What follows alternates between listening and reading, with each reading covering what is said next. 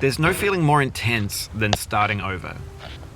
If you deleted your homework the day before it was due, as I have, or if you left your wallet at home and you have to go back after spending an hour in the commute. If you won some money at the casino and then put all your winnings on red but it came up black.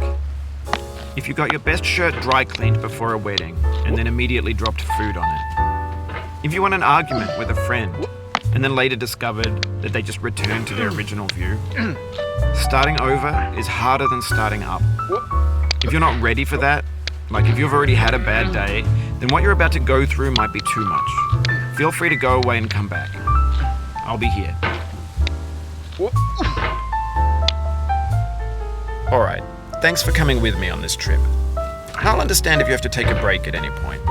Just find a safe place to stop and quit the game. Don't worry, I'll save your progress, always, even your mistakes.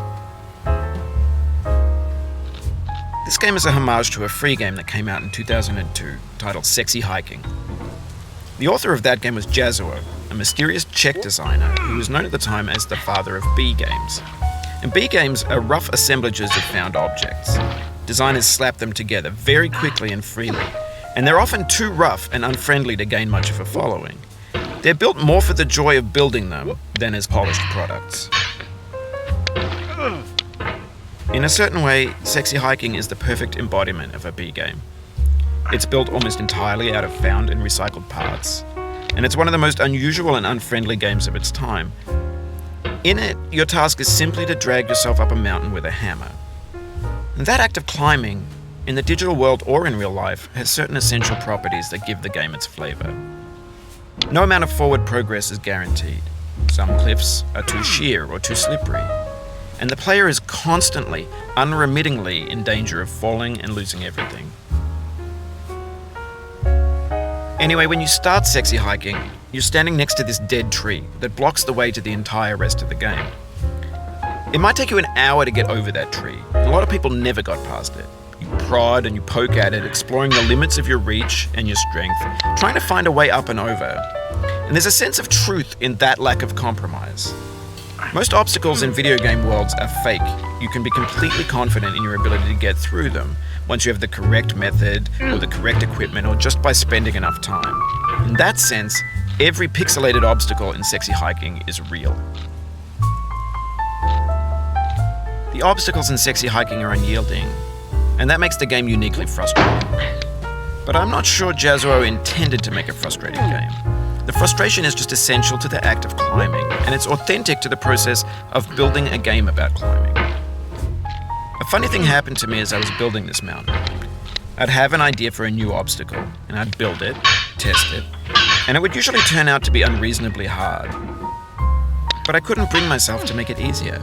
It already felt like my inability to get past a new obstacle was my fault as a player rather than as a builder. Imaginary mountains build themselves from our efforts to climb them, and it's our repeated attempts to reach the summit that turns those mountains into something real. When you're building a video game world, you're building with ideas, and that can be like working with quickset cement. You mold your ideas into a certain shape that can be played with, and in the process of playing with them, they begin to harden and set until they're immutable, like rock. And at that point, you can't change the world. Not without breaking it into pieces and starting fresh with new ideas.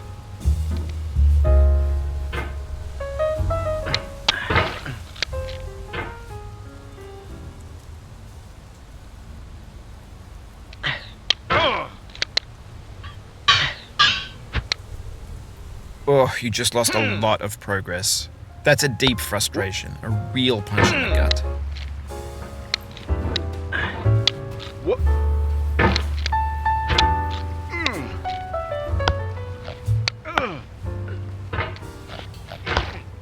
Oof, sorry about that.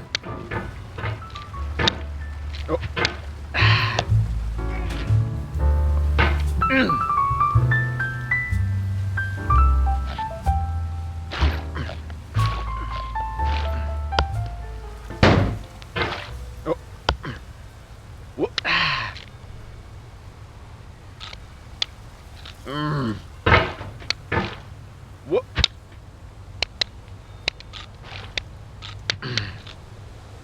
Oh. What? What? Oh. What?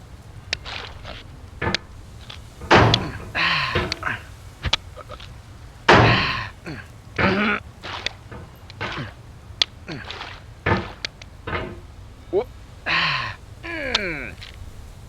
Oh.